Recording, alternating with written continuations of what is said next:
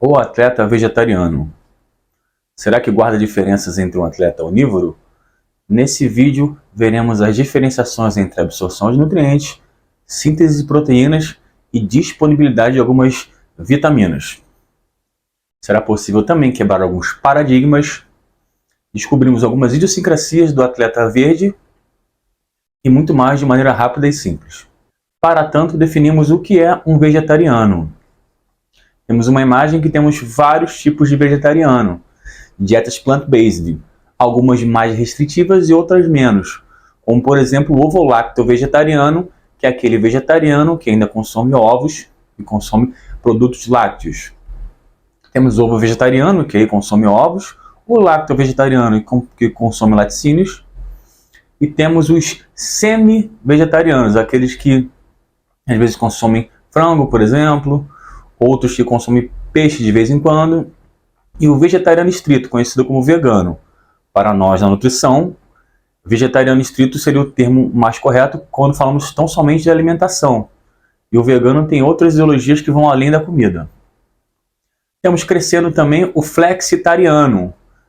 É aquela pessoa que tem predominantemente uma alimentação plant-based, mas eventualmente come carne ou peixe ou qualquer outro alimento que um vegetariano estrito não comeria, ou um vegetariano comum. Segundo a Sociedade Brasileira de Vegetarianismo, a população brasileira tem aproximadamente 14% de vegetarianos. Outro dado importante é que houve um crescimento de 75% de vegetarianos nas áreas metropolitanas. Por uma questão de saúde, mas também por uma limitação de espaço físico da demanda alimentar, pois que à medida que a população mundial vem crescendo cada vez mais, vai chegar a um ponto onde o espaço que é usado para o pasto ou para a produção de alimentos carnes seria melhor aproveitado para plantações de vegetais, alcançaria um número maior de pessoas. Então, eventualmente, no futuro, haverá menos espaço no globo terrestre para a produção de comida, e os vegetais ocupam menos espaço. Vale ressaltar também que, além de gerar mais insumo por metro quadrado, polui 5 vezes menos do que a produção de carne. E qual tipo de deficiência que temos em um atleta ou praticante de esporte com uma dieta plant-based em relação a um onívoro?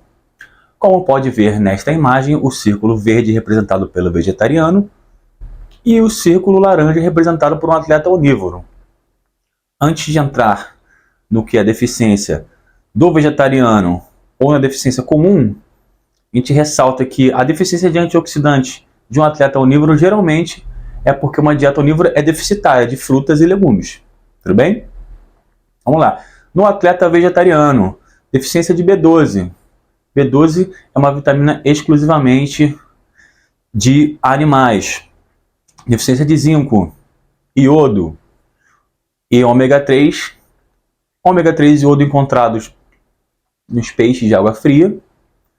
E deficiência comum entre um atleta onívoro e um atleta vegetariano. Deficiência de ferro, de cálcio e vitamina D. Outro fator importante que deve ser ressaltado na dieta verde, o alto consumo de fibras. Quando esse consumo fica muito elevado, pode causar algum desconforto gástrico, ou muitos gases, ou fatores antinutricionais, como a diminuição da absorção de nutrientes.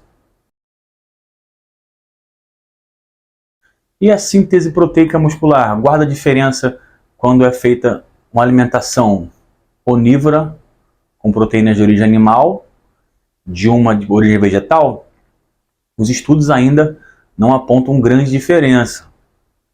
Mas, para que você tenha uma margem de segurança, alguns estudos apontam que você deve suplementar com 10% a mais ou colocar a proteína do seu atleta ou paciente com 10% a mais quando for vegetariana, para que seja equiparada a uma dieta onívora. Por exemplo, um atleta onívoro que você vai colocar 2 gramas de proteína por quilo, para que seja equiparado a um atleta plant-based, você vai colocar 2,2 de gramas por quilo de proteína, reservando 10% de diferença.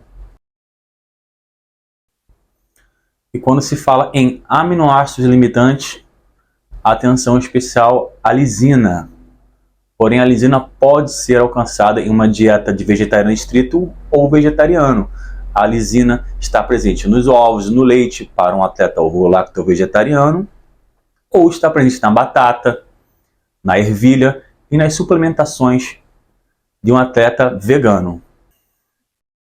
Quando falamos em hipertrofia e aumento da força, nesse estudo avaliou atletas com dieta plant-based, suplementando com soja, e atletas onívoros. Os resultados foram iguais, tanto na hipertrofia como no ganho de massa magra. Concluímos que, apesar das diferenças de alimentação, o atleta verde pode ter os mesmos resultados, desde que sejam feitas as corretas adequações, as suplementações quando necessárias e um plano alimentar individualizado para as necessidades deste atleta.